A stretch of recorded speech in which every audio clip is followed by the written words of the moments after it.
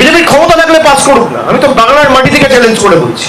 এটা বাংলার ক্ষমতা, এটা রবীন্দ্রনাথের মাটি, ঈশ্বরচন্দ্র বিদ্যাসাগরের মাটি, আন্দোলনের মাটি, সংগ্রামের মাটি।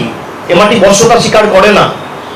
বিজেপি যদি ভাবে গায়ের জোরে করবো, পার্লামেন্টের ভিতরেও লড়াই হবে, বাইরেও লড়াই হবে। পার্লামেন্টে লোকসভার চতুর্থ রোতে বসে মার্শালদের দিয়ে ঘিরিয়ে তারপর বিল ইন্ট্রোডিউস করতে হয়েছে। যে বিজেপি বিশ্বকর্মীর কথা বলে,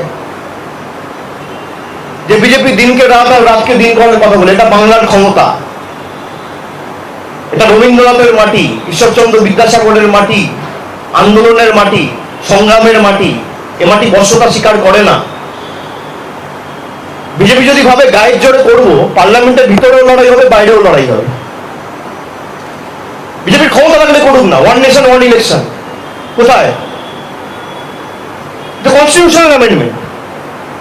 আপনার তো মেজরিটি নেই, আপনি মানুষকে বিভ্রান্ত করতে চাইছেন। আপনি একদিকে ইলেকশন কমিশনকে লাগাচ্ছেন, আর একদিকে এনফোর্সমেন্ট ডাইরেক্টরেটকে লাগাচ্ছেন। ই স্কোয়ার, একটা ই হচ্ছে ইলেকশন কমিশন, আর একটা ই হচ্ছে এনফোর্সমেন্ট ডিরেক্টরেট। একটা ইডিকে লাগিয়ে আপনি